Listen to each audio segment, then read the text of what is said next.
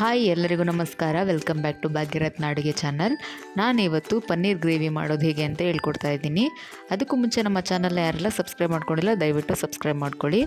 ಮೊದಲಿಗೆ ಈ ಪನ್ನೀರ್ ಗ್ರೇವಿ ಮಾಡೋದಕ್ಕೆ ಒಂದು ಪೇಸ್ಟ್ನ ರೆಡಿ ಮಾಡ್ಕೊಳ್ಬೇಕು.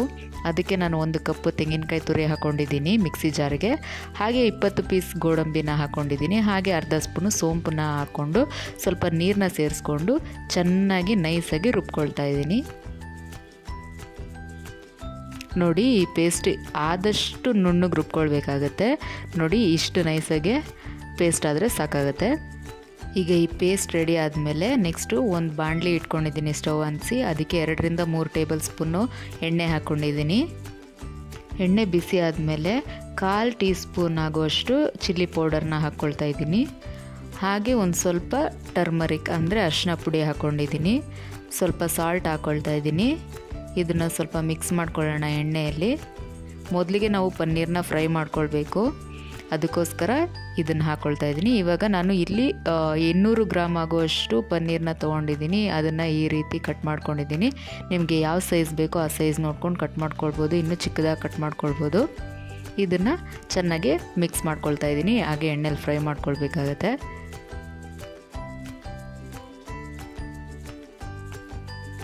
ಒಂದೆರಡು ನಿಮಿಷ ಫ್ರೈ ಮಾಡಿಕೊಂಡ್ರೆ ಸಾಕು.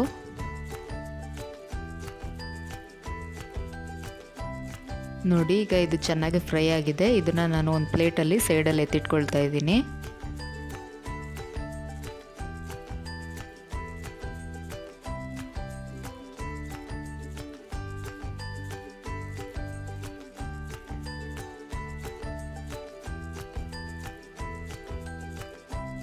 ಪನ್ನೀರೆಲ್ಲ ತೆಗೆದಾದ್ಮೇಲೆ ಅದೇ ಎಣ್ಣೆಗೆ ನಾನು ಅರ್ಧ ಸ್ಪೂನ್ ಆಗುವಷ್ಟು ಜೀರಿಗೆ ಹಾಕ್ಕೊಳ್ತಾ ಇದ್ದೀನಿ.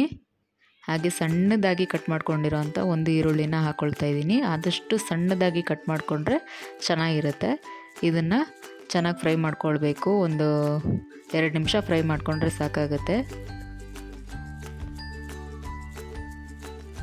ನೋಡಿ, ಈಗ ಈರುಳ್ಳಿ ಚೆನ್ನಾಗಿ ಫ್ರೈ ಆಗಿದೆ.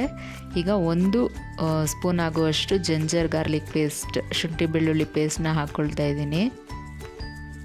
ಇದೂ ಅಷ್ಟೇ ರಾ ಸ್ಮೆಲ್ ಹೋಗೋವರೆಗೂ ಚೆನ್ನಾಗಿ ಫ್ರೈ ಮಾಡ್ಕೊಳ್ಬೇಕು.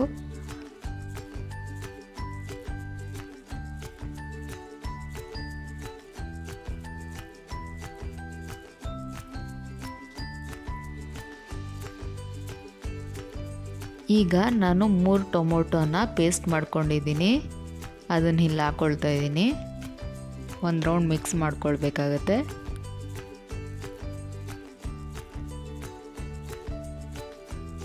ಈಗ ಇದಕ್ಕೆ ಅರ್ಧ ಸ್ಪೂನು ಚಿಲ್ಲಿ ಪೌಡರ್ ಹಾಕ್ಕೊಳ್ತಾ ಇದ್ದೀನಿ. ಖಾರ ನೋಡಿ ಹಾಕ್ಕೊಳ್ಳಿ. ಆಮೇಲೆ ಅರ್ಧ ಸ್ಪೂನು ಧನಿಯಾ ಪೌಡರ್ನ ಹಾಕ್ಕೊಳ್ತಾ ಇದ್ದೀನಿ. ಇವಾಗ ಒಂದು ರೌಂಡ್ ಮಿಕ್ಸ್ ಮಾಡ್ಕೊಳ್ಳೋಣ ಇದನ್ನು. ಇದು ಚೆನ್ನಾಗಿ ಮಿಕ್ಸ್ ಆದಮೇಲೆ ಒಂದು ಪ್ಲೇಟ್ನ ಮುಚ್ಚಿಬಿಟ್ಟು 1-2 ನಿಮಿಷ ಬೇಯೋದಕ್ಕೆ ಬಿಡೋಣ. ನೋಡಿ, ಹೀಗಾಗಿದೆ. ಎಣ್ಣೆ ಎಲ್ಲ ಬಿಟ್ಕೊಳ್ತಾ ಇದೆ ಮಸಾಲೆಗೆ. ಈ ಟೈಮಲ್ಲಿ ನಾವು ರುಬ್ಕೊಂಡಿದ್ದೀವಲ್ವ, ಗೋಡಂಬಿ ಮತ್ತು ತೆಂಗಿನಕಾಯಿ ತುರಿ ಮತ್ತು ಸೋಂಪು ಹಾಕಿ ರುಬ್ಕೊಂಡಿದ್ವಲ್ಲ, ಆ ಪೇಸ್ಟ್ನ ನಾನು ಇಲ್ಲಿ ಹಾಕ್ಕೊಳ್ತಾ ಇದ್ದೀನಿ.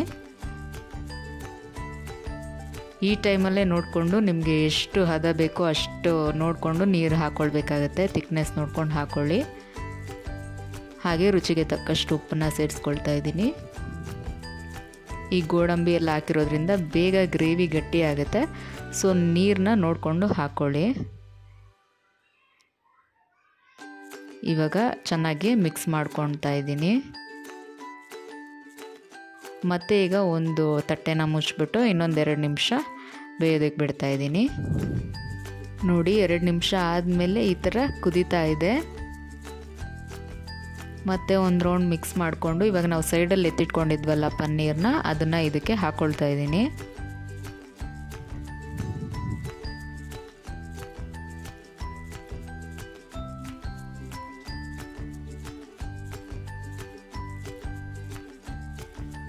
ಪನ್ನೀರ್ ಹಾಕ್ಕೊಂಡಾದ್ಮೇಲೆ ಅರ್ಧ ಸ್ಪೂನು ಗರಂ ಮಸಾಲೆನ ಆ್ಯಡ್ ಮಾಡ್ಕೊಳ್ತಾ ಇದ್ದೀನಿ. ಈಗ ಚೆನ್ನಾಗಿ ಒಂದು ರೌಂಡ್ ಮಿಕ್ಸ್ ಮಾಡಿಬಿಡೋಣ.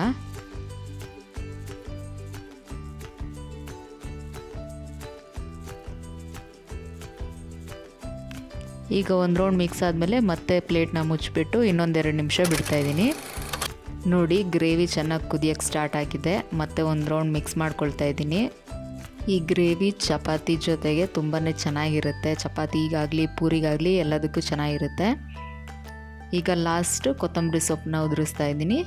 ಇದಾದಮೇಲೆ ಮತ್ತೆ ಒಂದು ರೌಂಡ್ ಮಿಕ್ಸ್ ಮಾಡಿಕೊಂಡ್ರೆ ಬಿಸಿ ಬಿಸಿಯಾಗಿರೋ ಪನ್ನೀರ್ ಗ್ರೇವಿ ಸೂಪರಾಗಿ ರೆಡಿಯಾಗಿರುತ್ತೆ. ತುಂಬಾ ಟೇಸ್ಟಿಯಾಗಿರುತ್ತೆ. ಪಕ್ಕ ನೀವು ಮನೆಯಲ್ಲಿ ಒಂದ್ಸರಿ ಟ್ರೈ ಮಾಡಿ. ಖಂಡಿತವಾಗ್ಲೂ ನಿಮಗೆಲ್ಲ ಇಷ್ಟ ಆಗುತ್ತೆ ಅಂತ ಅಂದ್ಕೊಳ್ತೀನಿ. ನಿಮಗೆ ಈ ವಿಡಿಯೋ ಇಷ್ಟ ಆಗಿದ್ದರೆ ಲೈಕ್ ಮಾಡಿ, ಶೇರ್ ಮಾಡಿ, ಕಮೆಂಟ್ ಮಾಡಿ, ಹಾಗೆ ಸಬ್ಸ್ಕ್ರೈಬ್ ಮಾಡ್ಕೊಳ್ಳೋದನ್ನು ಮರಿಬೇಡಿ. ಪಕ್ಕದಲ್ಲಿರೋ ಬೆಲ್ ಐಕಾನ್ನ ಕೂಡ ಕ್ಲಿಕ್ ಮಾಡಿ. ಎಲ್ಲರಿಗೂ ಧನ್ಯವಾದಗಳು.